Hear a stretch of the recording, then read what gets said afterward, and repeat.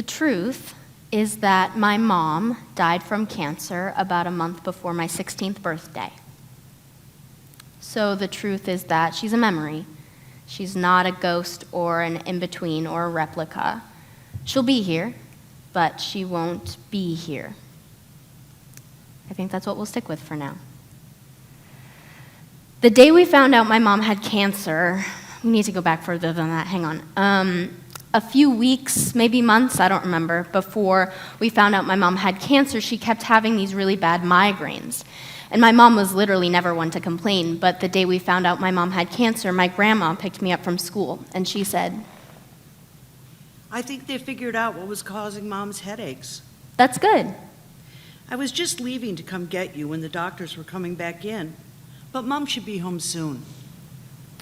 It didn't make sense for my mom to have cancer because she was like the healthiest person I knew. My mom didn't eat gluten or sugar. She always just said she didn't feel good when she ate it, but she was also kind of chubby as a kid, so I think part of it might have been body image issues. My mom played a lot of sports growing up, and then she worked for the Boston Marathon, but she hated runners. She thought they were so pretentious. One time before she went in for parent-teacher conferences, she said, "Don't tell your French teacher I work for the BAA. I don't want her to shake me down for a bib number." Do you think that's an okay spot for her to speak first? My mom? That feels like kind of an anticlimactic spot for her to speak first. I guess it doesn't matter too much what people say first so much as what they say last. "I love you." Those are her last words. I don't know if I want to keep them this early, but they seem to fit. My mom had a hard time finding words when she was dying. She had a tumor on her brain, a few of them actually. The cancer started in her lungs and moved to her brain. My mom never smoked either. You probably could have guessed that since I just told you she didn't eat gluten or sugar. She was an organic mom. But she always let us keep sugar in the house, and we could have dessert after dinner on Fridays and weekends, and sometimes on special occasions. And special occasions could be birthday parties or holidays, or sometimes special occasions were just days that we got Chinese food takeout in a Redbox movie. Do you guys remember Redbox? I wonder if anyone gets them anymore. What do you guys think about Chinese for tonight? Really? Really? I think it's a good night for it. It's such a good night for it. The day we found out my mom had cancer, I came home from school, and my mom and her two sisters and my grandma were sitting in a circle in my living room. My little sister was there too. So I went to the doctor today, and they figured out what's been causing my headaches. Turns out I have cancer. You know that really low white noise bass sound? That's what the world sounded like then. That's what it sounds like when your parent dies or when you find out they're dying. Maybe the finding out they're dying isn't as low and loud as the actually dying one. Can we get ready to cue that, please? Turns out I have cancer.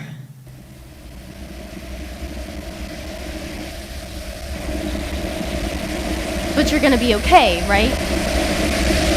I don't know, honey. But I do know that I'm going to be okay today, and I know I'm going to be okay tomorrow.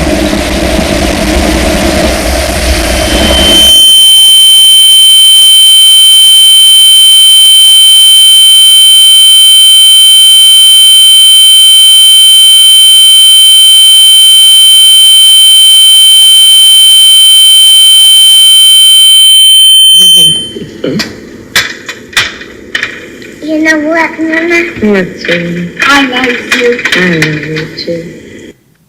I have to go learn everything I can about this kind of cancer so I can cure it. I was trying to be funny a little. But I was serious a little too. What? I have to go do my homework. Oh, are you sure? Yeah. She was hurt. I had hurt her. But I think I thought that if I was sad with her, then that meant she would die. If I pretended everything was okay, then everything would be okay. My grandma followed me upstairs. It's the same kind I had, honey. I was okay. She's going to be okay too. That was a lie. She didn't think she was lying, but it was a lie. I believed her, though. I believed she would be okay. My grandma had cancer, too. That part wasn't a lie. when my mom was an adult, while my parents were dating, actually, I think, and she was okay.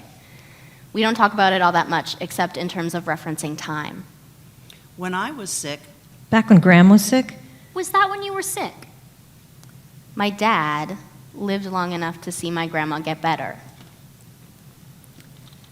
He killed himself a few months before my 5th birthday. My parents have a habit of dying right before my birthday. Can you call something a habit if it's only happened twice? Hold on. Is this thing on? If I had a nickel for every time my parent died right before my birthday, I only have 2 nickels, which is not a lot. But it's weird that it happened twice, right? Actually, it's kind of happened 3 times. My dog died last month. Let's give it up for Gizmo, ladies and gentlemen. Yeah. 14 long, long years. Is that too dark? Was it funny? At one of our table reads, someone said to cut it because they didn't think it was necessary, but I think it's a little funny. And this show is pretty heavy, so if it makes me laugh, chances are it'll make at least one of you laugh, so we're keeping it for now. It's my play, damn it. Is this masturbatory? Am I trauma dumping for the sake of trauma dumping? Should I have just left this in a journal somewhere? Am I showing and not telling enough? Do you need me to show more? Do you need more people on stage, or am I boring? Should I do a little dance number? I don't know how big our budget is, and it's way easier for single-person shows to get picked up for production. Everything is capitalism. That's the other big C word besides cancer. And cunt. Sorry. My dad killed himself about 3 months before my 5th birthday. I was the one who found him. We had this tradition of buzzing his head every spring and then stuffing his hair in the chipmunk holes in our backyard. And as a kid, I was under the impression that the hair would somehow stop the chipmunks from going back into their homes, and then they would have to go somewhere else. But as an adult, I'm wondering if maybe I misunderstood, and I was supposed to think we were helping them build their little nest down there or something. Like, I was perfectly happy being the evictor of the chipmunks. Maybe that whole time I was supposed to feel like Snow White or something. My mom took my baby sister, it was like a couple weeks before her 2nd birthday, to pick me up from preschool. And when we got back, Go find Daddy so you can shave his head. our basement wasn't finished then.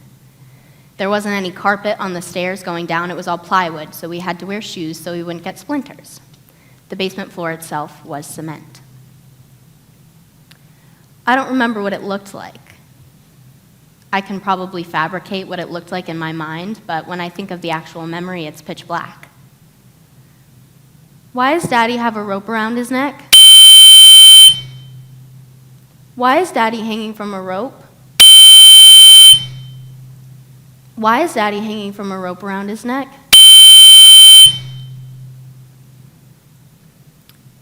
I kind of thought repressed memories weren't real, but maybe this is repressed. Or maybe the lights were just off, and it was really hard to see. I don't remember my mom calling an ambulance. I don't remember them taking my dad out. I don't remember going to my mom's best friend's house while my parents were at the hospital. I don't remember my mom telling me my dad was dead. I'm sure she agonized over how to frame it to a 5-year-old. You're just old enough to understand death, old enough to form memories, old enough to ask questions, and she was agonizing over how to frame it, but while also grieving the loss of her husband and grappling with the idea of being a single mother, and I don't even remember what she said. I do remember having to go to the bathroom the day my dad died. I remember the huge bottle of Purell on the kitchen counter, and I remember the rule being that You have to wash your hands with soap and water unless it's an emergency. Then you can use the Purell. I remember being able to use the Purell that day. I remember my mom asking me later after he was declared dead and after the hospital, but before he was cremated. Do you want to see him? Sometimes people don't look like how we remember after they die, but you can see him if you want, or we can just look at pictures. Just look at pictures. I remember my cousin teaching me how to braid hair. I later learned it was at my dad's funeral. I don't remember my dad's funeral.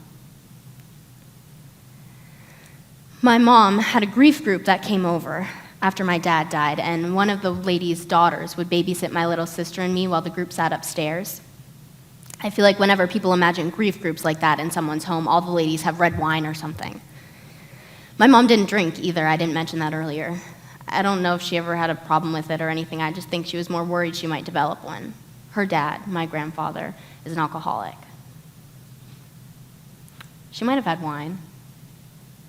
I wouldn't have held it against her.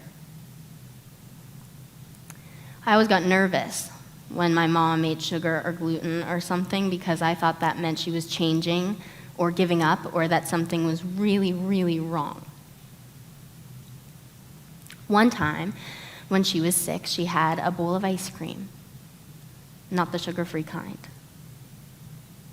It made me so fucking scared.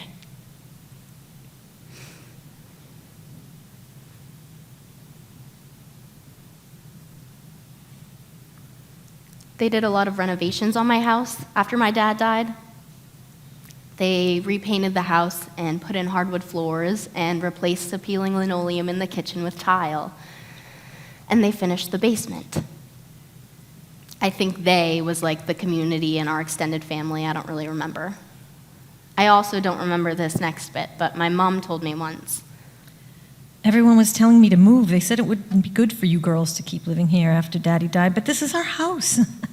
I didn't want to take you out of your house. I'm glad you didn't.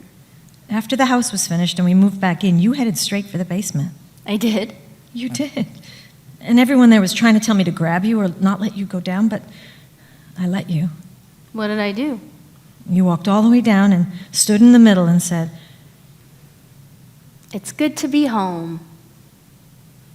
I always liked that story. A little dramatic for a 5-year-old, but she kind of slayed.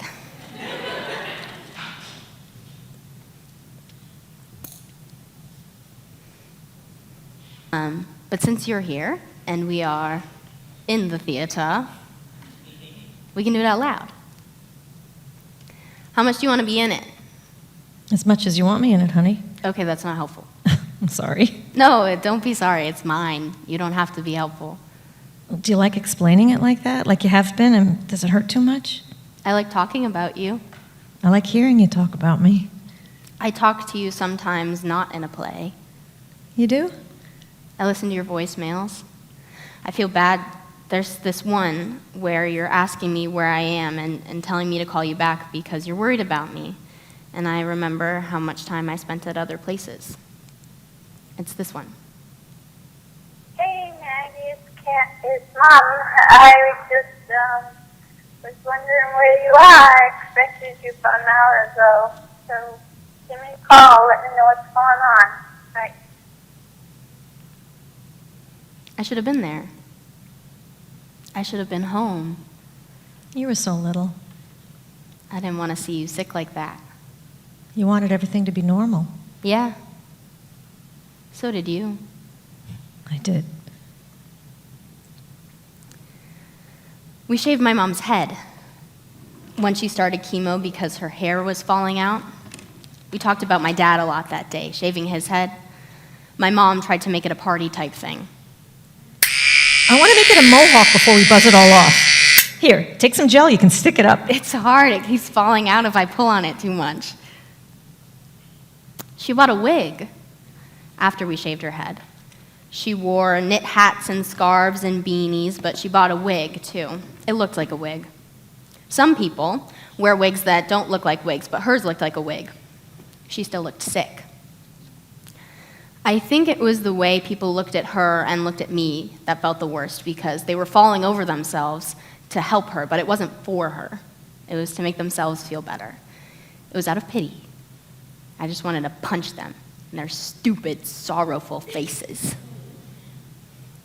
My mom was always kind to them, but I imagine if we talked about it now, it would go something like, It's just easier to be kind. They mean well. yeah, but Ugh, I want to hit them too, but I was envisioning more of a slap. for the sound effect. Exactly.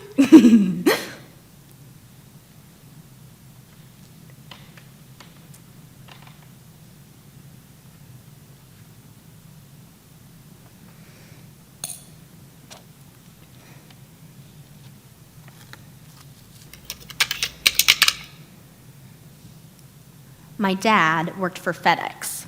He drove one of the trucks. When I was little, he let me sit in the front seat and I pretended to drive it. I remember thinking how cool it was he drove a truck. It was big and important. He always wanted to be an English teacher. That doesn't sound quite right. He always wanted to be an English professor. I don't remember which one it was. He was so smart, just like you. I think if he really put his mind to it and went to grad school, he could do it. I think he was disappointed he wasn't doing it. The older I get, the more I wonder if I would have been embarrassed to tell people my dad was a FedEx delivery truck driver, like in middle school or college. Everyone in college's parents are lawyers or doctors or professors. And the kids whose parents aren't lawyers or doctors or professors don't mention it. Would I have been embarrassed by him? Would I have tried to avoid it? I don't know.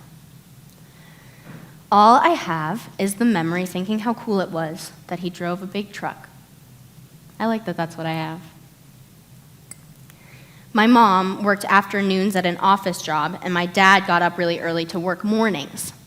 And one of the memories I have of him is he would leave her a glass of orange juice for when she woke up in the morning. That's the first definition of love I remember having. It still stands. I want someone to leave me a glass of orange juice for when I wake up in the morning. Although now that I've said that, I swear to God, if anyone leaves me a glass of orange juice for when I wake up in the morning, I will break up with you on the spot. But something like that, you know?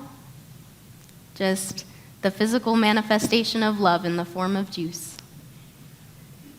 The proof that someone else thought of you when you weren't conscious in the world yet today. Love is that simple to me, I think. Do you think I should put that in? Like, should I have someone do something like that for me and then I get all emotional? It's this big cinematic moment where, actually, hang on, let me just show you. Okay, imagine someone else is on stage with me.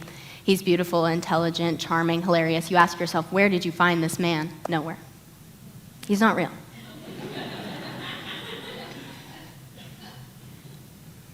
Is this yours? No, it's for you. For me? Yeah, I got up early to run to the post office right when it opened, and I thought you might be thirsty when you woke up. You left me orange juice? Yeah, is that okay? Is there pulp in it? Shit, I thought I got no pulp. If I actually wrote the scene, I would specify that when I was a baby, I developed a hatred towards pulp because it blocked the holes in my sippy cup so I couldn't drink it. And then this would be a cute moment because love interest would have remembered that anecdote too. Okay, sorry, going back. No, it's perfect. Thank you. Yeah, of course.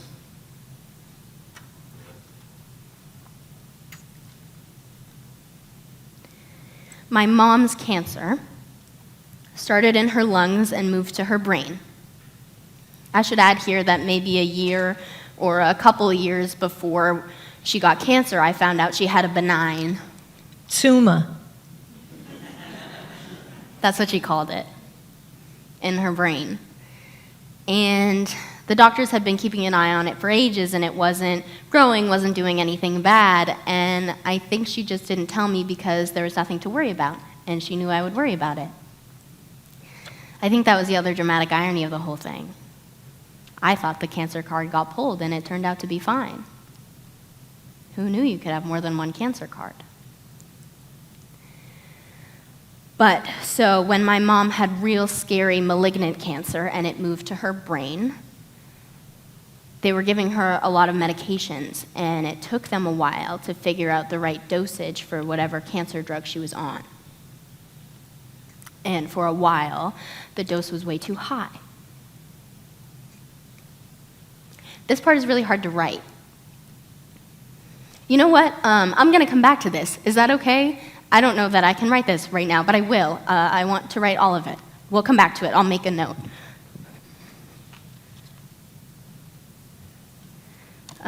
Sorry. We'll come back. Just remember the context. One of the other meds they gave her was blood thinners. I think it was something to do with the way that chemo affected clotting, or maybe it was the amount of transfusions they had to give her. I don't really remember. It's not super important. You know why she was on them. You should just know that she was on them.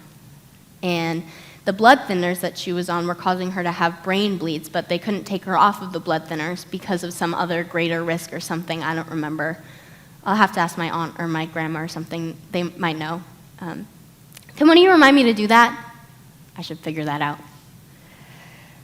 But, so the brain bleeds were getting pretty bad, and that's what made her forget words.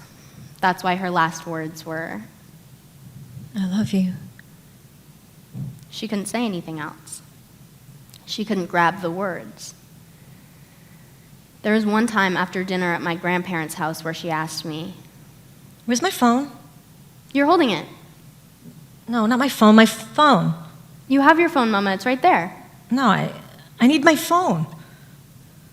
I don't know what you mean. My phone. I can't find my phone. Let me help you look for it. I still don't know what she meant. Everyone go home and hug your mom. We might cut that in a later version. It's cheesy, but it's honest. When I was little, my mom would leave me notes under my pillow for when she wouldn't be there when I woke up in the morning, or sometimes just because. I saved all of them. I could wallpaper a mural with all the little notes she left me. They'd always have a drawing on them or some stickers, and they'd usually have a pun or a rhyme or a silly phrase. I love you to the moon and back. That one had star stickers. I'd run a marathon for you. That was from when she had to go into Boston for work and wouldn't be back. The note had a little stick figure crossing the finish line. Sweet dreams, my... That one has my name in it. I don't know if I want to put my name in this. Like, obviously, you know my name. It's on the play. But somehow that feels like it cheapens it if that's also my character's name. What do you think? Does it make it less universal, or maybe more real, or less real? Does it remove me further from the play or make me feel it deeper? Which one do you want? Which one do I want? I'll think about it. That note had a little doodle of me sleeping.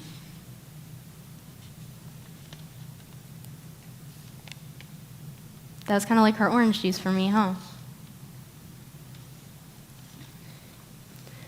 I feel like I should explain this. I have a penny tattoo. And whenever people ask me about it, I say that when my grandma's best friend Linda died, she kept waiting for a sign from Linda from the afterlife. And a little while later, like a couple months or something, she and her sister went to the Cape, and when they pulled their bathing suits out of their suitcases, pennies fell out. Do you know the song Pennies from Heaven? That's kind of how my grandma thinks of the pennies from Linda. And I don't believe in the afterlife, but after my mom died, I started finding pennies everywhere too. It seemed like every time I needed my mom, I found a penny. It feels a little silly to tell people the meaning behind the tattoo. Like, I don't really think that she's sending me pennies from heaven, but I think of her when I see them, and it's comforting. It's a nice thought.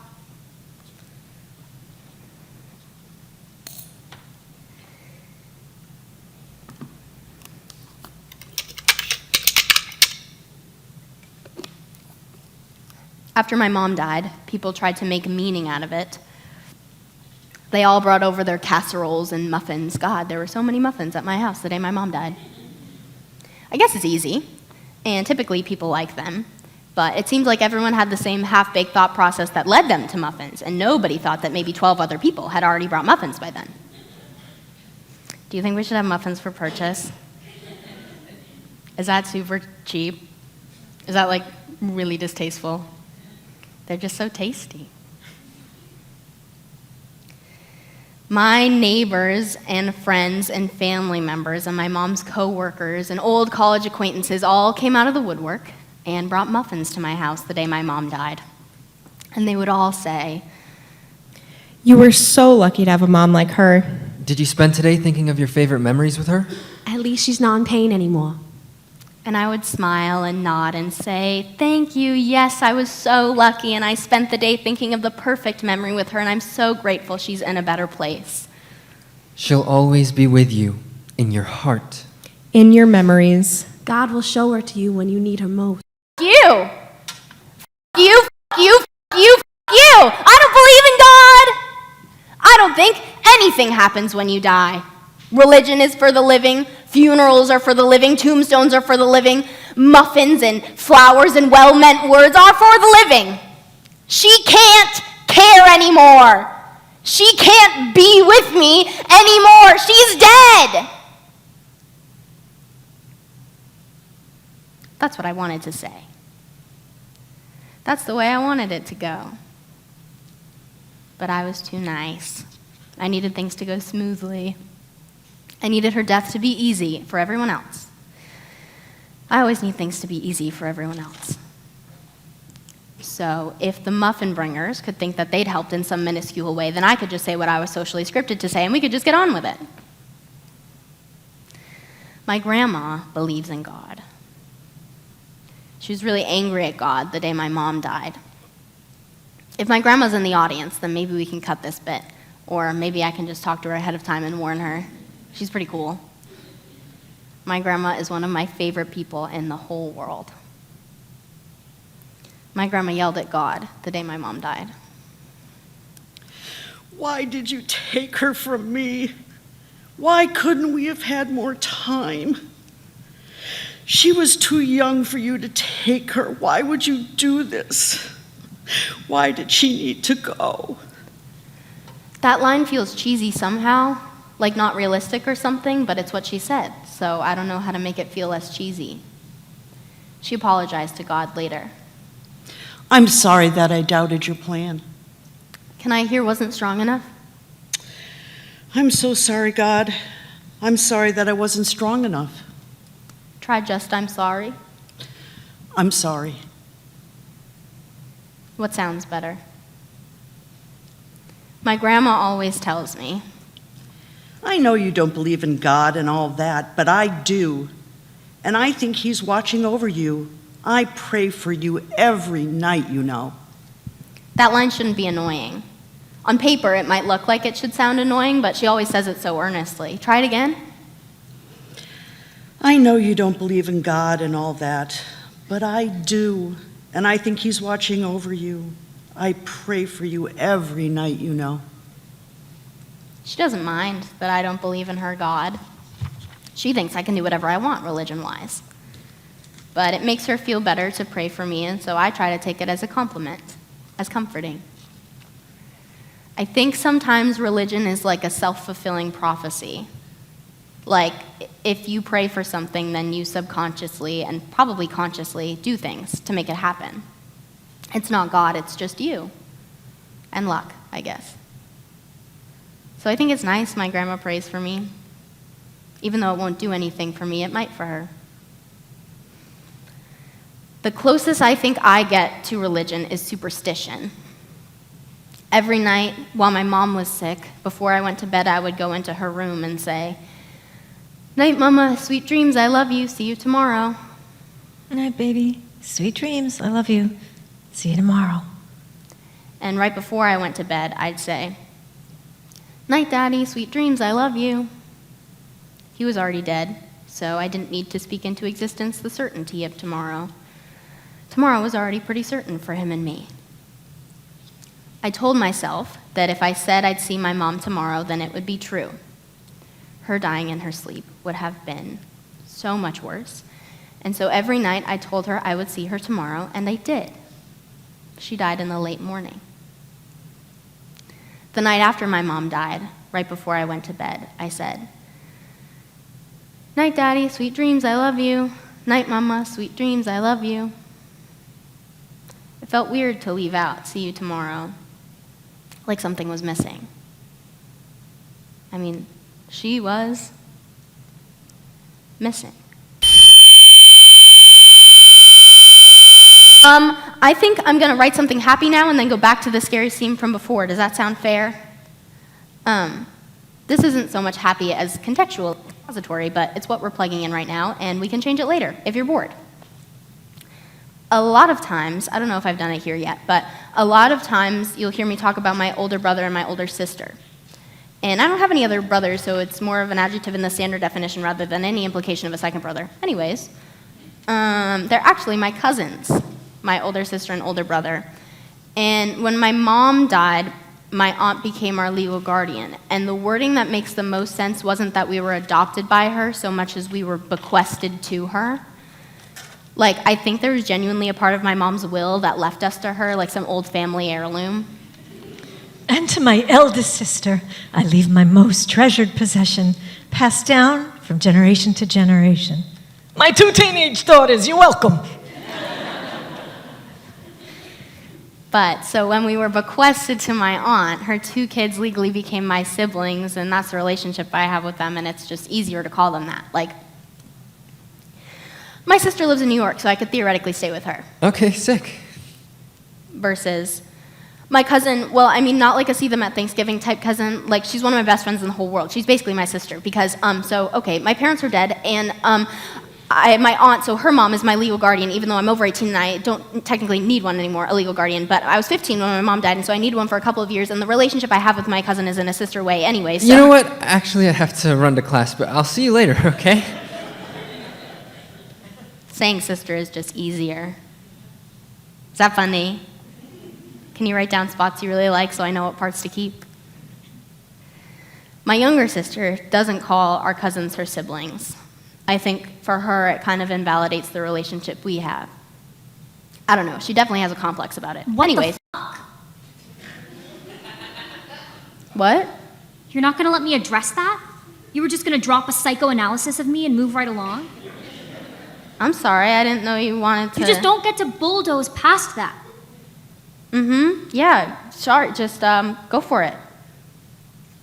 Okay. Well, they're not my siblings. You are. You're my only sister. You're the only person left from our family who... You're it. Okay? Okay. You're right, you know. You're it. It's you and me who get it, nobody else. I'm sorry. It's okay. You can keep going now. Okay. I love you. I love you! I love you too. Okay, good. So, remember how I told you earlier that they were trying to figure out my mom's cancer drug, and for a while it was way too high? We're going to talk about that now. I took a nap right there when I was writing this. I took a nap right there in the space between those 2 lines. I'm doing everything I can not to write this scene, and now I've built it up so much that I feel like it won't really be all that good or scary or profound. We'll just start now. We can always make cuts later. The meds made my mom into a completely different person. She wasn't my mom anymore. When we read through this one time, people laughed. And I guess because it isn't real life, I can see how it might be funny. I'm not going to tell you not to laugh. Art is supposed to make people feel different things.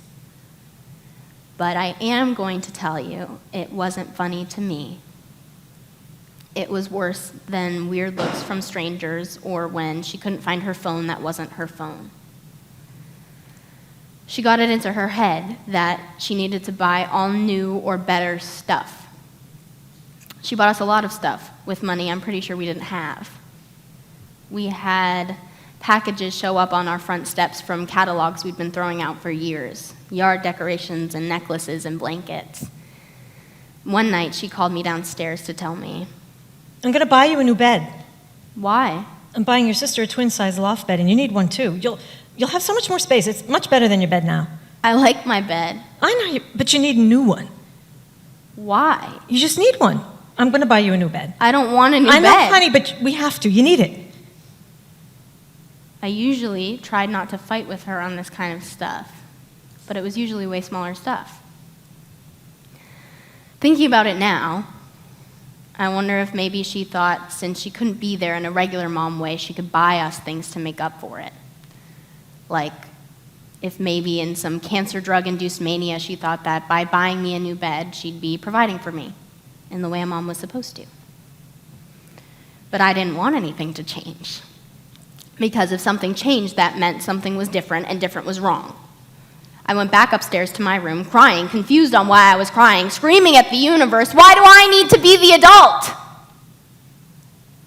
After a while, I went back downstairs.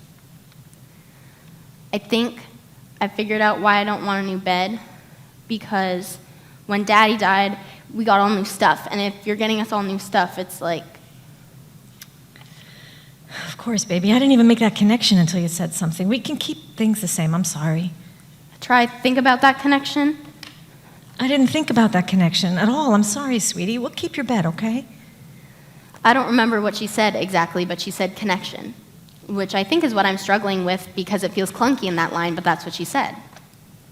My manic mom was really into making connections. Heather's new name is Peters. Just like my Peter. I never made that connection before. Pete, was my dad. My manic mom talked about my dad a lot more than my not manic mom. I heard her say this to one of my aunts, not the one I was bequested to. It was really hard, not having him around. I had to do it all myself. No. It was really hard without him. I didn't think I was going to be able to do it. Do less? It was really hard. I was embarrassed by my manic mom. I thought she sounded crazy. She went on these long tangents about connections that went nowhere. I felt like people were being forced to listen to her when they'd rather be literally anywhere else. I felt like I should apologize for her. I felt like I should say, she's not normally like that. She's on all these meds and they're making her crazy, and you don't have to talk to her when she's like that. We can do it. We can take care of her. So thank you so much for bringing dinner. That looks amazing. We'll get that dish back to you by the end of the week. Thank you so much for coming and have a great night. But I just shut up. It wasn't her fault. You don't have to feel sorry for me. Actually, there is something I want an apology for, though. The day my mom died was the first time anyone told me my mom was going to die. My mom really didn't think she was going to die. But I woke up on the day my mom died, June 10th, 2017. I woke up on June 10th, 2017, to the sound of one of my aunts, not the one I was bequested to and not the one from earlier. This one didn't come over all that much. I woke up to the sound of this aunt's voice coming from my mom's room, and I walked downstairs. The doctor said it's going to be today or tomorrow. I hadn't even had breakfast yet. There'd be muffins later. Because it was today, not tomorrow.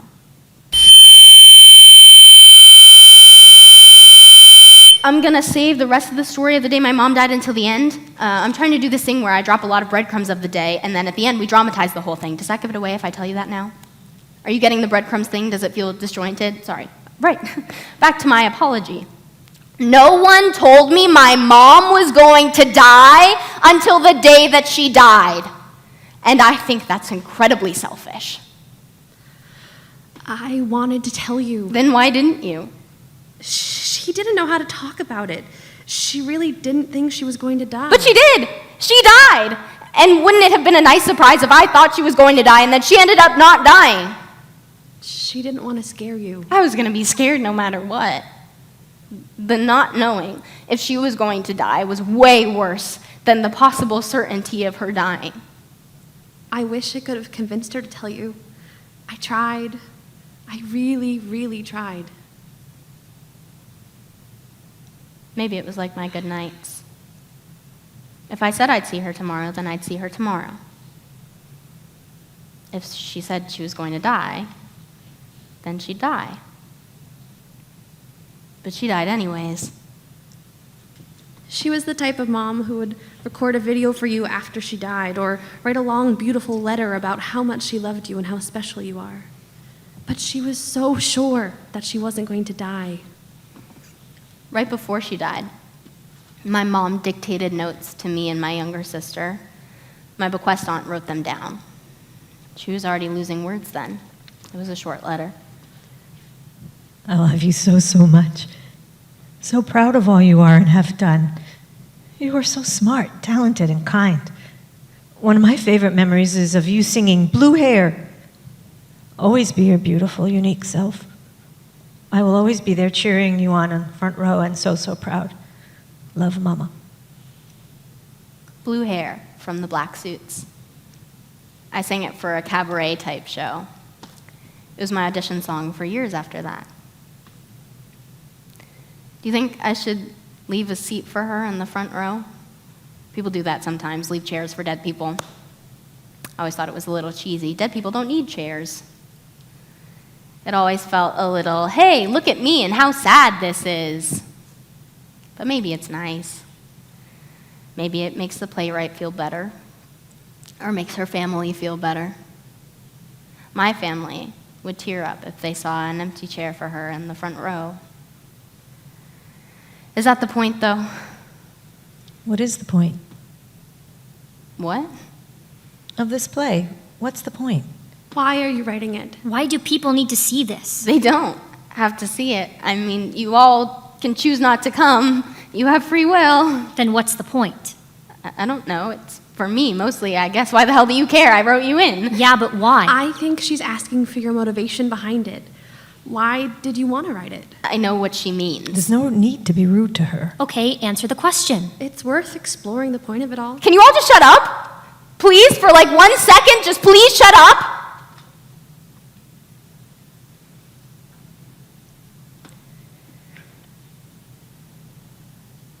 This play is me. It's entirely, unapologetically me. Completely. Or it will be when I complete it. It's everything that's happened the way I see it, and it's you the way I see you. When my dad died, I became the easy kid. I never got mad. I did what I was told. I was polite. I did well in school. I had lovely friends. I was a really excellent child. And I don't say that to be facetious or to toot my own horn. I just say it because it's true. And you need to know that for context. Because when my mom got sick, I became an even easier kid. I was never messy. I was never needy or rude or unfair. I was never 15. Because when your mom has cancer, nothing you have seems as important. And I needed things to be easy for her. This play is a mess. It's unfinished and half-remembered and jumps all over time and space. Parts of it are probably untrue, because the only reference point I have is myself, and my memory isn't anything to write home about. This play is messy and angry and blubbering and reminiscent and heartbroken and hopeful. It's all of the things I never allowed myself to be. So it's for me. The point is that it's for me. But if you want, it can be for you too. Do you want to take a break? Maybe let's take a break. This isn't like a quirky way of me putting in an intermission. I mean, it is an intermission. Like, stretch your legs, go to the bathroom, take a 5, but it's also just me tired from writing and assuming you're tired from absorbing my writing, so maybe we all deserve a break. They did let me bring muffins. They'll pass them out to you. Take one, commit to the bit. I'm an orphan, you have to do what I say. Talk amongst each other. I'll be here, but I am taking my own minute too.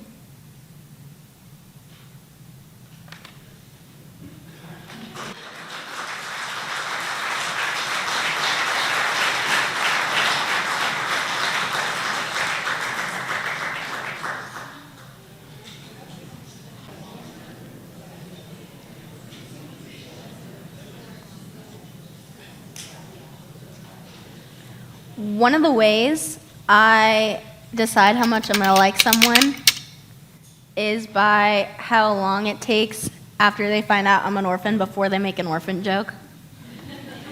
Does that wording make sense? Like, I tell them I'm an orphan, and then time passes, and then eventually they make an orphan joke. And the time passing is the metric by which I decide how much I'm going to like them. The shorter the time is, the better I like you. The fastest, I think, has been under 5 minutes. Naturally, we fell in love. The point is, this instance is proof that the faster you tell an orphan joke, the sooner we get along. I try to tell people that my parents are dead as soon as possible after meeting them, only like if I assume we're going to talk again. Like, I think the most common way parents come up is first dates. And I try to tell first dates ASAP because otherwise it gets awkward, like how long is it really appropriate to wait, and then does it feel like I was hiding something from them, but then it could tank the whole vibe, and then you're stuck eating dinner for the next 45 minutes while they feel bad for you because you're an orphan. Siblings usually come up first. That's always an easier transition. I think the most recent one went something like, So what do you want to do after you graduate? I really like writing. My older sister works in casting and has some friends who know writers, so I'm hoping to get like a nepotism internship and then work up from there. That's sick. How many siblings do you have? Well, do you want to hear an overshare? Sure. So, both my parents are actually dead. Oh my God, I'm so sorry. No, don't be sorry, you didn't kill them. But, so, yeah. My aunt is my legal guardian, and her 2 kids are legally my siblings, and, like, that's the relationship I have with them. But they're actually my cousins. And then I have one younger sister who's biologically my sister. Oh, gotcha. You can ask questions if you want. No, I don't want to pry or anything. No, really, I'd rather you ask instead of, like, sitting there wondering how they died or something forever until I, like, casually mention it in conversation or you, like, Google their obituaries. Okay. I don't mind. I like talking about them. How did they die? Dad was suicide, hanged himself. Mom was lung cancer, but it was weird lung cancer. She didn't smoke or anything. I'm sorry. Why? I don't know, I guess that's just what people say. Don't be sorry. I mean, I am, though. You don't have parents. Strike one. Never tell an orphan you feel sorry for them. I will only accept pity in the form of baked goods or money. Not from a boy I've just met who's not paying for my drink. He was doing okay for a while there, though. Let's give another try, shall we? Take it from... How did they die? Dad was suicide, hanged himself. Mom was lung cancer, but it was weird lung cancer. She didn't smoke or anything. Damn. How old were you? Almost 5 and almost 16. Happy birthday to you, huh? Strike removed. No one's done the golden ticket version, at least not right away. Can we do it that way, just so I can see what it's like, even if I'm scripting it? How did they die? Dad was suicide, hanged himself. Mom was lung cancer, but it was weird lung cancer. She didn't smoke or anything. Damn. How old were you? Almost 5 and almost 16. Happy birthday to you, huh? Tell me about them. What do you want to know? Anything. You said you like talking about them, right? Yeah, I do. I want to know about them. I don't know what I'd say. I honestly think I might start crying. Do any of you have any questions about them? We can do like a little Q&A here. That might help jostle up some memories.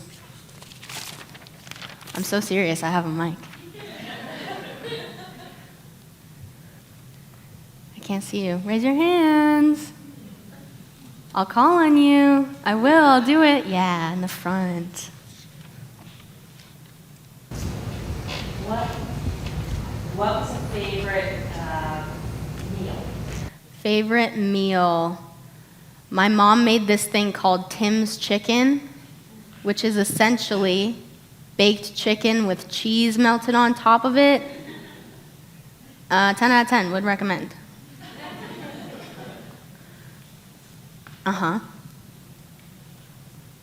If they were each a Pokemon, what type would they be? Oh God. I don't know Pokemon. Elements? I'm gonna go. They're like water and fire and air and okay. Like poison? Oh, poison. Okay, I'm gonna go.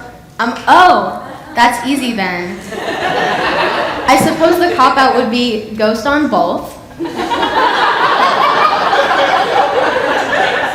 2 types. Okay, so we're gonna go ghost, and then like a subdivision. I think I would give water to my mom, and I think I would give earth to my father.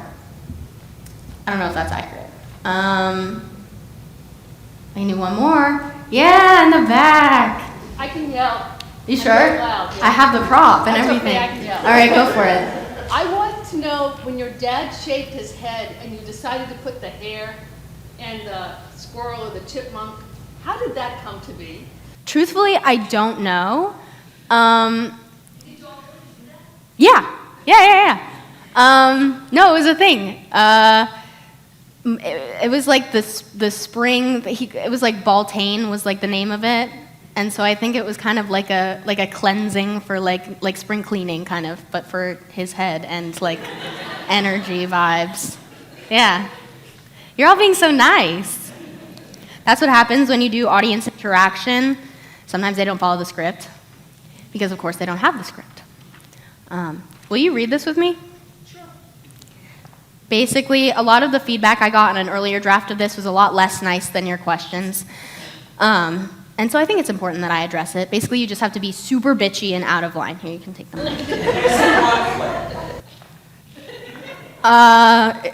What? Where's the conflict?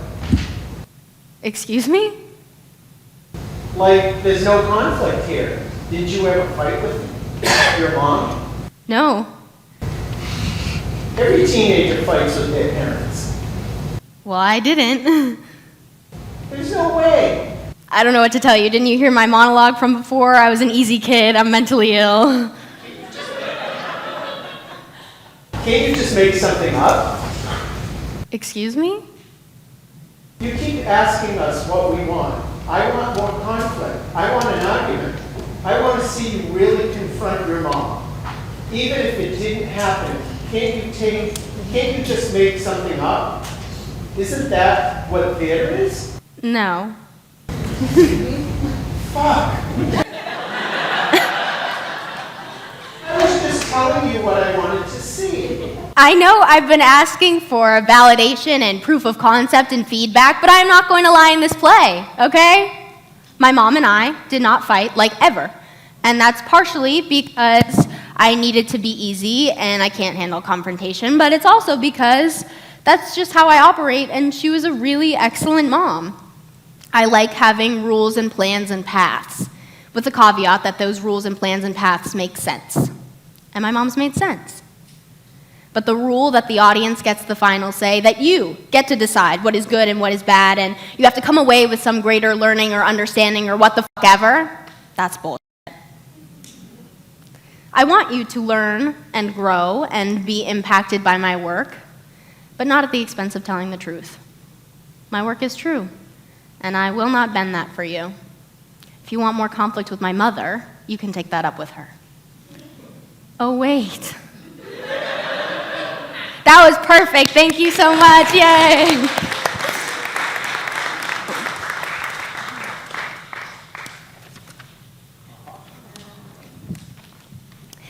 Sometimes I do have dreams where my parents are still alive.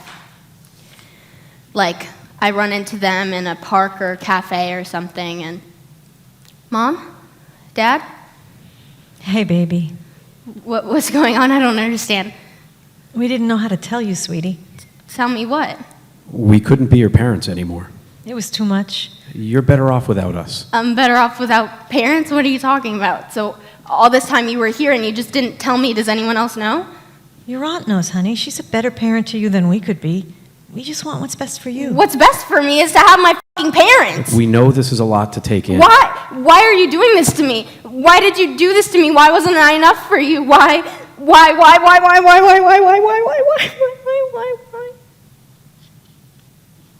And then they wake up, panicked.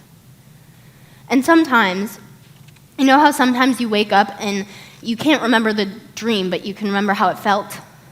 That's what it is sometimes. And then like an hour later, it'll all come rushing back and I remember it, and then I go back into the dream while I'm awake and I play out the rest of the conversation in my head and I get anxious all over again. It hasn't happened as much since I've been on Zoloft. I make this joke a lot that you can't have mommy or daddy issues if your parents are dead, which is definitely untrue, but a girl can dream. One thing you definitely will have if your parents are dead is abandonment issues. I'm so fucking tired. I'm so tired of feeling everything so big and so hard and it's exhausting. But if I don't feel it so big, then I feel nothing. And I don't know what's worse. I've been feeling everything so big and so hard and so quiet for as long as I can remember. I don't know how to feel any other way. Everything is big, everything is important, everything is the biggest thing because it's happening right now. Everything is happening always. I don't think I've ever gotten over anything. I've allowed myself to feel so big and so hard and so quiet. One time, I let myself feel something so big and so hard and so loud, and I was told to be happy, be angry, be productive, be busy. But I wanted to be sad, be lazy, be big and lumpy and melted and lost and gross and loud. And it sucked, no matter how I felt it. I don't know what the right way to feel is. I know, there's no right way to feel. Maybe there's an easier way to feel. I want to feel something. Lately, I've been feeling a lot of nothing. You don't really do anything halfway. When my mom died, I felt it so big and so hard and so quiet. So quiet. My therapist talks about healthy compartmentalization, like putting things in those clear bins that you store stuff in the attic. And you put a really big label on it, and you put it somewhere you remember, and you promise to come back to it, and then you do. When my mom died, I put everything in metal safes I forgot the keys to, in drawers meant for other things, stuffed under rugs, in vents and ceiling tiles, anywhere to get it out of sight. And I didn't make a map, and I purposely forgot where I put everything. Out of sight, out of mind. And that worked for a while, until the safes broke themselves open and the drawers came undone and the vents started to smell and the rugs pulled back, and then all of a sudden it was all back and I had to feel it all over again. Big and hard and quiet. Grief always comes like that. But at least if it's in a labeled bin, you can decide when to take it out again. I've had the same therapist for like 4 years now. I love her. I think I've put all of my dead mom stuff and my dead dad stuff in labeled bins now, so if something starts rattling around, I know where it's coming from. Every once in a while, something will peek out from somewhere I don't remember storing it.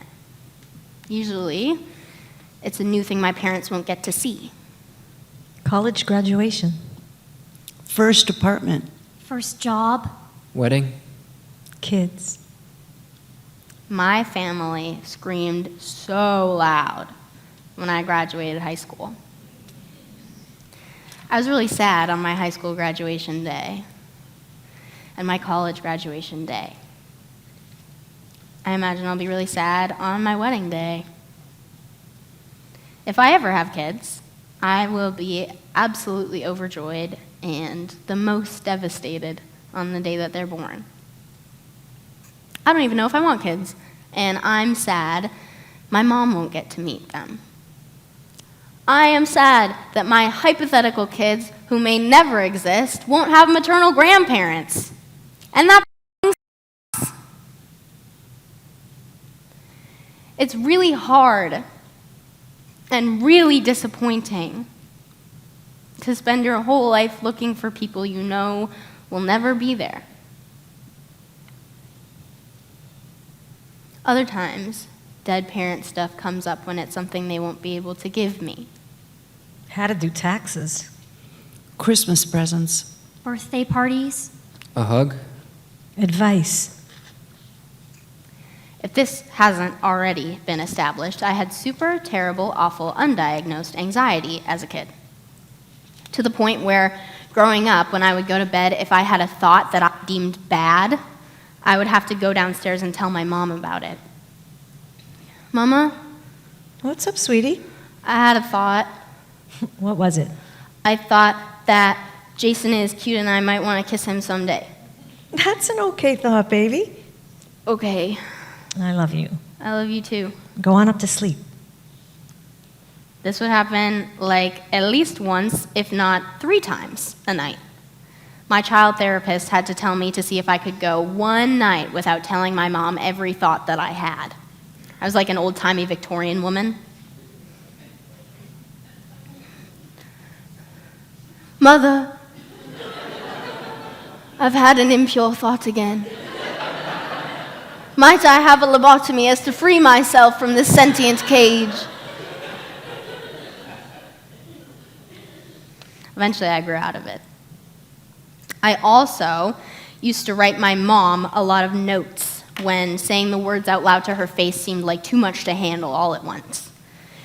One of the most momentous notes I remember writing was when I was 14, my first kiss. It was my freshman year of high school. I have scoured every notebook I have, and I can't find it. If I find it, I can put it in here. It might be in my mom's stuff. What I do have, though, is her note back to me. First, I love you so much. You couldn't make me feel more proud. Second, I'm so glad you wrote it to me that you kissed your first boyfriend. That can feel exciting and sometimes scary, too. Brendan seems like a very nice boy, and I'm proud of your taste in people. We haven't talked about liking boys or having a boyfriend, so as a mom, I'm going to have to do some reading about what I'd tell my most precious daughter about liking boys. I would like to ask Auntie Kelly for advice, too, because she's been through it with Emily, and I think the two of you are a lot alike. I know Kelly won't say anything to anyone without your permission. I don't want to embarrass you. Just give you the support and wisdom to take care of yourself when it comes to being a teenager and having new experiences. Like having a boyfriend. Smiley face. I hope you'll allow me to do my best work for the most important thing to me, being a good mom to my daughter. I love you, sweetie, and the teenager you are becoming. You are the best, Mama. P.S. You can talk to me about any of this anytime, even though you don't like talking. It always makes things better. Smiley face. Love you tons, Mama. My mom also clearly had an anxiety disorder. We were figuring things out.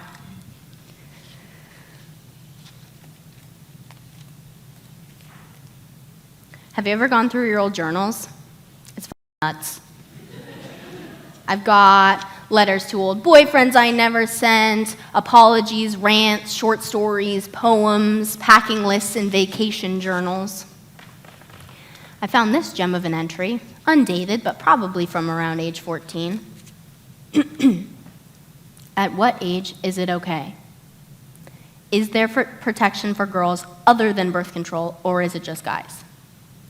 When do you use birth control? Do you have to shave down there? Brief overview. What is masturbating? I missed that version of 14. She didn't even know what an IUD was, bless her. I want to go back to then, but there is no real version of then that exists. Like, all my old journals are filled with silly questions about sex and anguish about breakups and love letters and stories.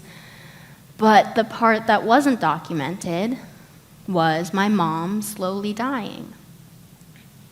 Big and hard and quiet. So quiet I couldn't even write about it.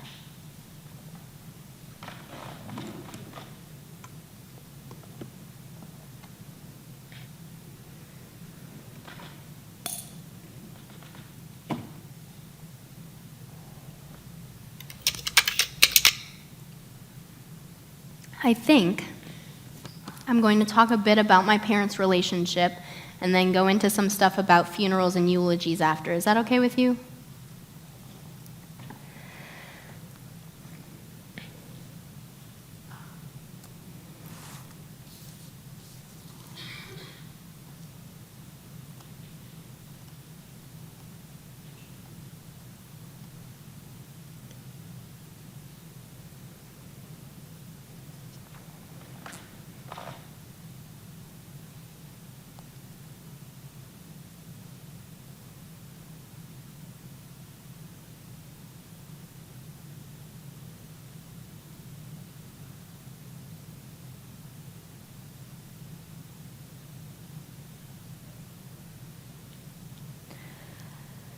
I was talking to my therapist recently about my recent relationships and my tendency to bend yourself to the needs of other people.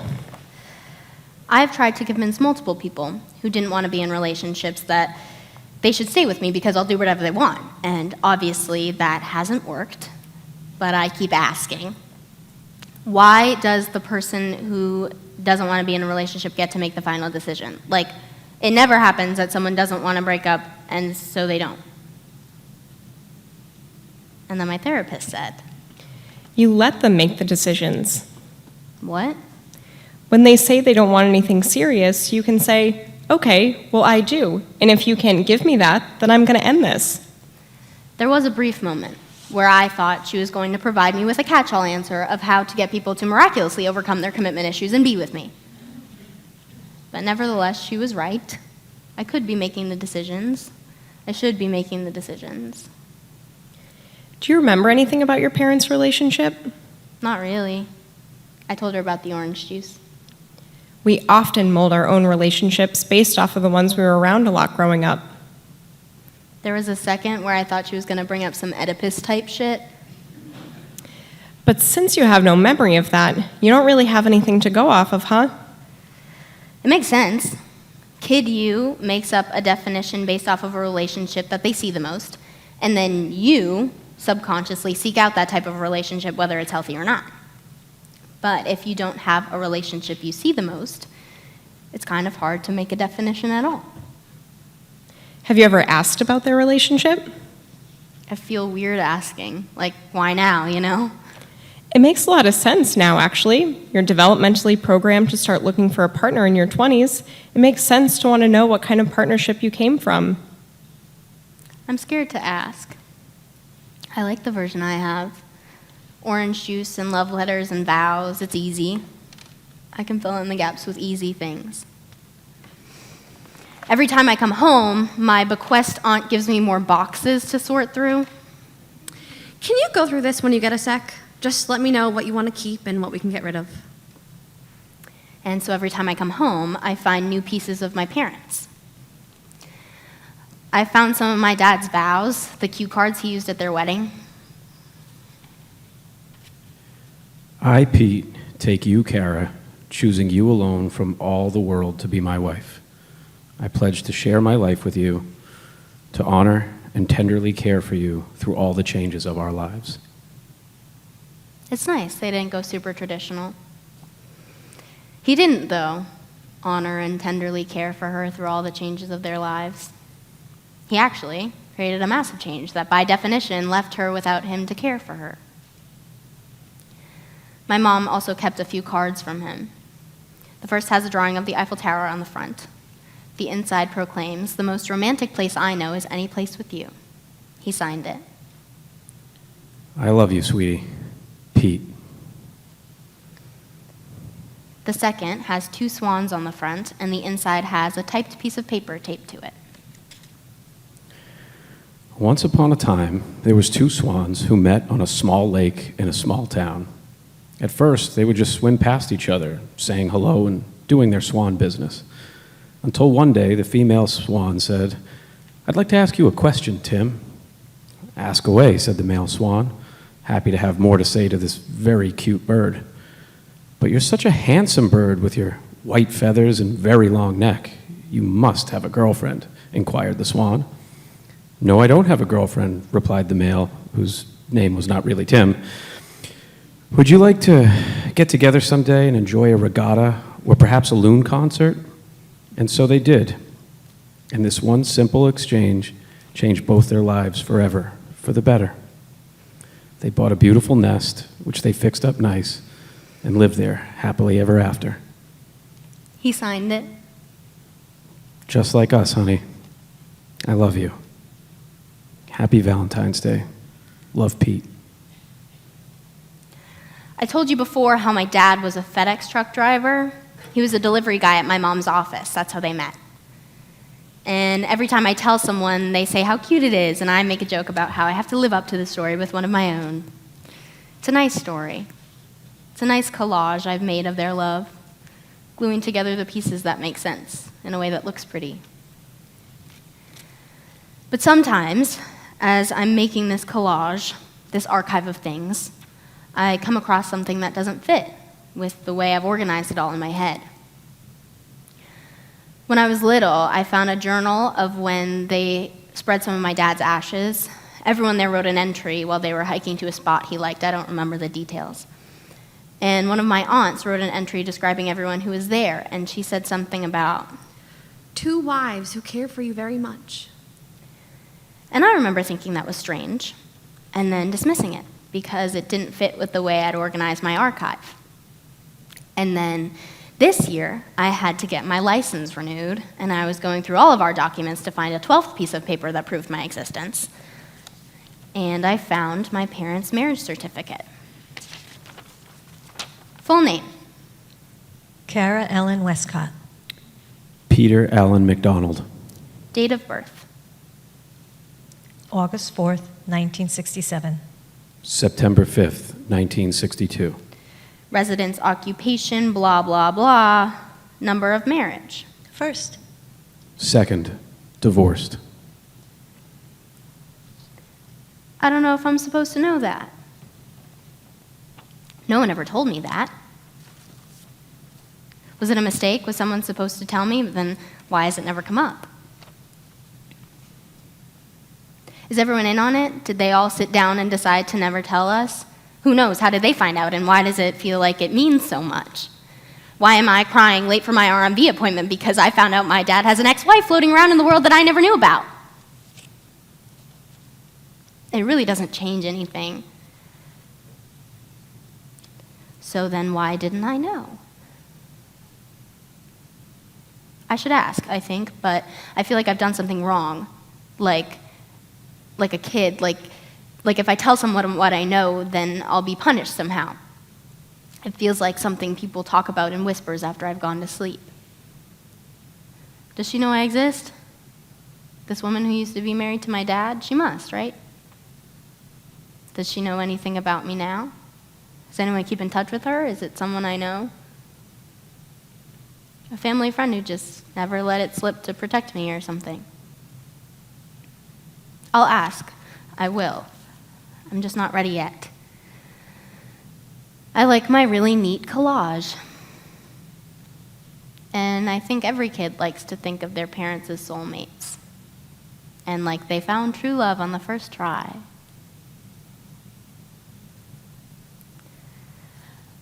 My parents also used to send out a holiday letter every year. You know, the ones that make you jealous because these people seem like they have their lives together. And you kind of skim it because if you know them, you already know all of this stuff. And if you don't, do you really care? Dear ones, the MacDonald family has enjoyed another year of many firsts. Kate got her first teeth in January, celebrated her first birthday in May, and took her first steps in June. Maggie was accepted to attend Upton's public preschool this September. She attends classes 3 mornings per week and is, of course, an exceptional student. Maggie also attended her first performance of the Nutcracker this year, which has inspired her to become a ballerina. As a family, we took our first vacation to Cape Cod this summer. We shared a cottage and many laughs with the Mansfield MacDonalds. Maggie enjoyed the sand, but not the water, while Kate enjoyed the water and ate the sand. We all enjoyed the company of Rick, Sammy, Ben, and Maya, and will miss them terribly when they move to Seattle. Perhaps we will take our first family vacation to the West Coast in the coming year. We hope you've all enjoyed another happy and healthy year, including some fun firsts. We wish you much joy during the holidays and peace in the new year. Kara, Pete, Maggie, and Kate. Needless to say, we did not take our first family vacation to the West Coast in the coming year. My dad died 5 months later. Is that too much of the letter? Do we need all of that? And do you like my name in there? I kind of made like a big dramatic deal about not putting it in earlier, but it just kind of slipped in there. I don't know if I like it or if I should change it or block it out. I don't want to censor her writing, but I don't want to make it all me, you know? Or maybe I do. It's kind of the plot of this whole thing. Just for the sake of closure, this is the letter my mom sent out the next year around the holidays. Dear ones, May 1st mark this year and indeed our lives forever. There's so much to say and still nothing at all that can accurately express my feelings surrounding Pete's death. I trust that each of you know how important you are to me and the girls, and how lucky we feel to have you in our lives. We were fortunate enough to relax for a week at the beach in Chatham this summer. Fortunate? We were fortunate to get to spend a week at the beach a few months after my husband died. Just be sad. We don't have to be fortunate enough to go there. We can just go. We can just exist there without having to qualify it as something we are fortunate to have. Where the girls enjoyed the sand and the sun, along with frequent trips to the Sunday school house for ice cream. With fall came back to school for Maggie and part-time work for me at the BAA. Maggie seems like such a big girl at 5 years old. I guess it started there. I'm sure she meant it well. I'm sure she meant I was growing up too fast, that I'd seen too much, experienced too much, but looking back at it now, 5-year-old me was so proud to seem like such a big girl. She was trying so hard to be so big at 5 so that her mom could just be regular-sized at 39. Maggie and Kate are my greatest joy. They keep me moving forward each day. And as I watch their excitement grow for Santa's nearing visit, I rejoice in their belief of magical surprises on the way. I am reminded to believe in the magic of love and to look forward to exciting days ahead. Wishing you magical days and excitement. She was so goddamn poignant. She managed to take a horrific family tragedy and framed it so neatly into a one-page, single-spaced holiday letter that we sent out to our family and friends. She packaged it up and printed it out and sealed it and stamped it and mailed it away. She managed to turn the death of her husband into a learning experience and finding joy and magic through the eyes of his children. And I'm sure everyone thought it was beautiful. But to me, it's heartbreaking. Big and hard and quiet. And poetic. I can see their cracks a little clearer now, my parents. They broke promises and told fantastical stories and found meaning where there could have just been grief. They probably didn't get it right on the first try most of the time. And I love them so much. I think sometimes taking them off of the pedestal I built for them helps them breathe. I can see the definition I was supposed to have. I can see the parallels even though they weren't allowed to show me at first.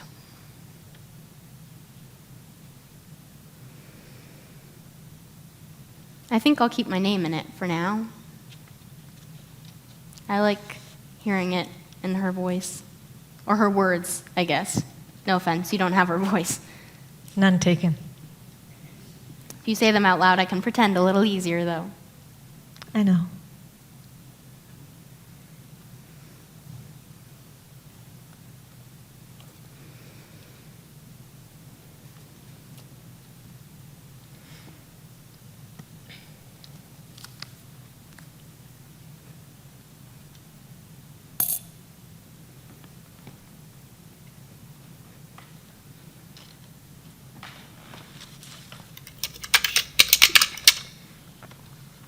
This is the start of scene 7. Although I don't know why I've broken them up into scenes like this. It's kind of just me talking for an hour and change. We don't really move locations and the topics kind of flow from one thing to the next, but nevertheless, we're in scene 7. Eulogy time. I think I mentioned this before, but I don't remember my dad's funeral. I have a memory of my cousin/sister teaching me how to braid hair, and she told me later. You know that was at your dad's funeral, right? It was? Yeah, Kate was crying, so I took both of you outside and taught you how to braid. People talk a lot about core memories after Inside Out coined the term.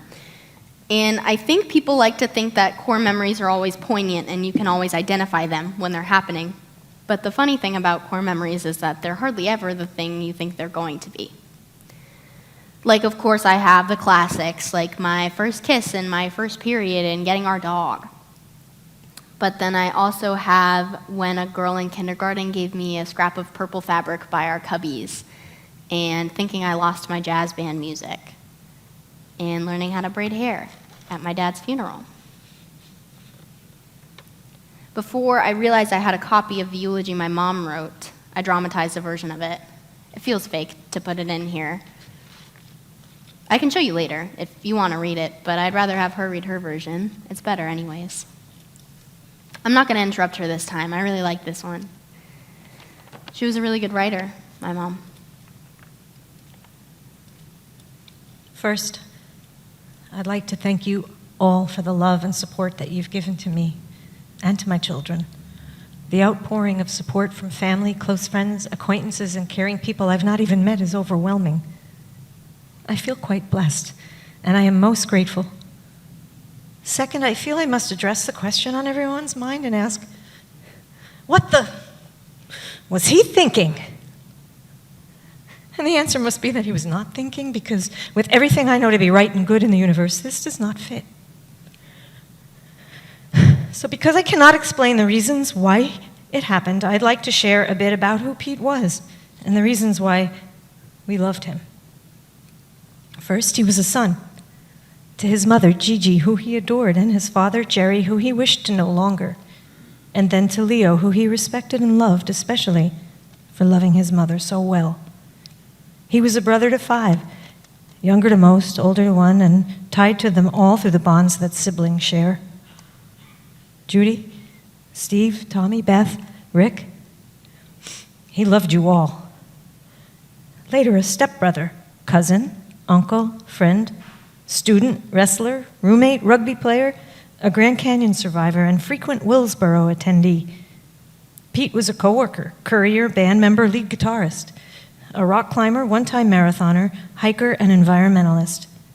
He was a supporter of causes, a champion for the underdog, and sometimes a real pain in the ass. 10 years ago, as a courier, Pete became a frequent face at the BAA, where I was coordinating registration for the 100th running of the Boston Marathon. He became a friend, then fiancé, and then husband. Almost 5 years ago, Pete became a father, first to Maggie, MacDonald, with whom he sang, danced, and climbed, reluctantly played Barbies and Princess, and celebrated Baltane, the coming of spring, by letting Maggie shave his hair. Second, to Kate Elizabeth MacDonald, with whom he sang, danced, swung, played chase, watched many Barbie movies, willingly and surprisingly, and settled back to sleep at night when she cried. Pete was a man. Kind, generous, inquisitive, funny, stubborn, smart, playful, talented, passionate, and complex. I loved him. Maggie and Kate loved him. You loved him. He loved us. We are going to close this memorial service with a song Pete liked, performed by his band. But before we do, Maggie has asked me to share the letter she wrote for her father. I love Daddy. Daddy. He loved band practice. I'm sorry you died. No notes. I miss having a family the way she described it. I wish I had more of those as core memories. Maybe it's easier, though, not to have them. I don't know so much what I'm missing. When I was younger, People would tell me how much I looked like my dad, and I would get mad. Because I'm not a boy, and he's dead. And now that I'm older, people always say how much I look like my mom. It's bittersweet in a way. My face reminding others of someone who's no longer here. Like, what do I say to that? Thank you. That makes sense. I do share half my DNA with the gal. Shame she isn't around to see it, huh? I usually just stick with thank you. It's nice that she gets to live a little in my face. People think of her when they see me. People see her when they see me. It's a little sad I don't get compared as much to my dad anymore, like I'm losing whatever part of him I started with. I look at old photos of him as a kid, and he looks just like I did as a kid. Or maybe it's just that I adopt the face of whatever parent died more recently to help people cope. I like to think I ended up with a pretty good mix of both of them. One time when my mom was sick, I skipped school to visit her in the hospital. Hi, Mama. Hi, baby. No school today? I skipped school today. Ah, special day. Come here, City. Come sit with me. It was sweet. And then the doctor came in. I don't remember a lot of what the doctor said to my mom then. I remember she treated me like a child, which felt weird because I was 15, which felt far too old to be talked to in soothing, quiet tones. And because my dad was dead, and my mom had cancer, and no matter how old I was, I'd seen enough of the world to know that when the doctor speaks the way that she did, it isn't good. Garble, garble, garble, garble, garble, garble. Garble, garble, garble, garble, garble, garble. That's kind of what it sounded like. Really underwater and far away and annoying, like an alarm clock in a dream. Can we get a sound cue that sounds like that? Sorry, I'm sure you're a wonderful actress. It's just that I'd really like it to sound like it did in my head, if that's possible. We cannot take you off the blood thinners due to the hemodynamically unstable pulmonary embolism. The arteries in the lungs are blocked with blood clots, and the blood thinner is preventing them from getting larger and stopping her breathing.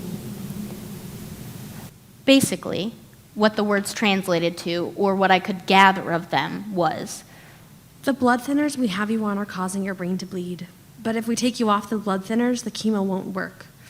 There is a lot more science to this, and it may not even be accurate because we don't have a dramaturg for this right now, but the bottom line is we've run out of options.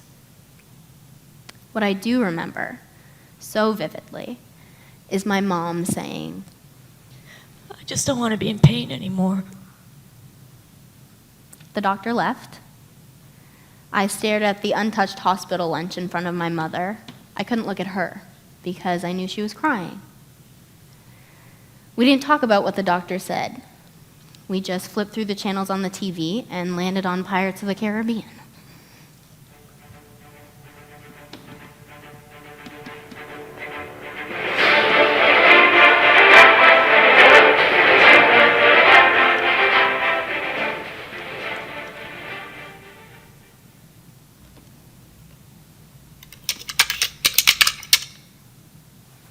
I did not speak at my mom's funeral. I played a really out-of-tune James Taylor song on my alto saxophone with my best friend on clarinet and my cousin/sister's ex-boyfriend/current friend on vocals. My mom loved James Taylor, but I sounded horrible. I was doing a severe disservice to the music of James Taylor that is otherwise stunning and undeserving of my botching of it. I really regret not speaking at my mom's funeral. It was in this room, actually. No one was pressuring me into doing it or anything. I wasn't like letting anyone down by not speaking. I just didn't think I could have handled it. I didn't want to cry in front of everyone like that. I didn't want to be vulnerable in front of everyone like that. It's funny how things turn out, isn't it? I think, towards the beginning of this, I mentioned that at the end we would dramatize the day my mom died. think we're coming to the end soon. I really don't want it to end. I really like hearing myself talk, and I like putting everything in one place, and I like unpacking it with all of you. But everything has to come to an end eventually, and we can always go back and add. But now that I'm here, nearing the end, I don't know that I want to dramatize the day my mom died. I don't know how that would serve anyone now. I think there's a world in which I write a super meta version of this, and all the other characters come on stage in a Pippin-esque finale and force me into the world of remembrance where I'm made to relive the day my mom died. It would be cool. You'd be uncomfortable. You'd go home and say, wow, how'd she come up with that? That was incredibly disturbing and really made me think about blah, blah, blah, et cetera, et cetera. But I don't really want to do that at all, actually. What I will show you is this.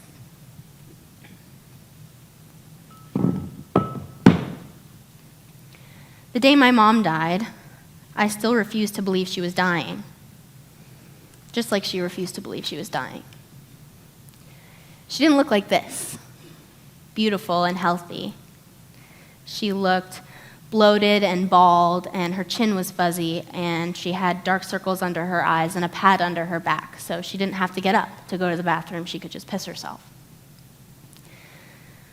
But plays aren't reality, and I want her to be beautiful for this. You can talk to her. She can understand you. I love you, Mama. I love you too, baby. I love you. I love you. I love Kate and Joe and him. I love you, Mama. I love you. I love you. I love you. I love you. I love you.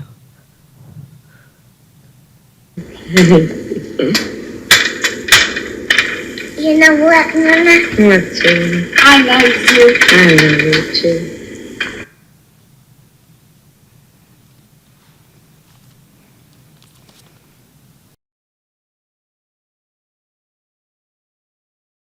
Everyone always tells me I had the best mom in the world, and I believe them.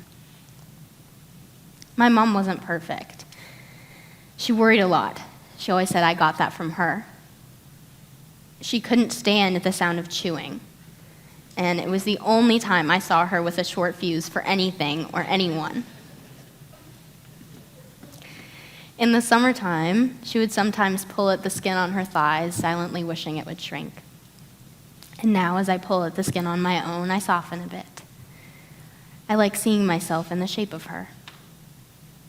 My mom would always ask Emily about any social media I wanted to get. She didn't quite know how to talk to me about sex. But wow, if she didn't make her kids her whole world. She gave up her dream of coaching my basketball team to watch my plays and band concerts. She built forts and jumped in pools and drew and hiked. She moved over in bed when I had a bad dream. She consoled every loss and championed every win. I recently found a calendar of my first year of life, and on each day, my mom had written the words I learned, who I visited, my first steps. Every last minuscule accomplishment was documented, as though it were the proudest achievement of my life.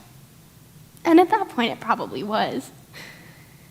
We were the center of her whole world, which led to my mom's most beautiful, fatal, brutal, and tragically beautiful flaw.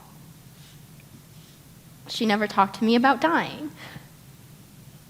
My mom didn't think she was going to die. In fact, she refused to even entertain the idea. Right before my mom died, I was downstairs painting my friend's nails because I also couldn't entertain the idea of her dying. I wanted more time. I could have had more time if I knew she was dying. I could have asked her about my dad. I could have asked how to change the oil in my car, or where to apply for college, or how to know what the right thing to do is. I could have told her how lucky I am that she was my mom, how grateful I am for her, how every time someone says I look like her, I beam. I could have said, it isn't okay that you're dying, but I will be okay. It isn't fair that you're dying, but it isn't your fault. I forgive her for not telling me she was dying because I fully believe she didn't know it either. My mother is the most excellent person I have ever met. And so when people tell me I had the best mom in the world, I say I know.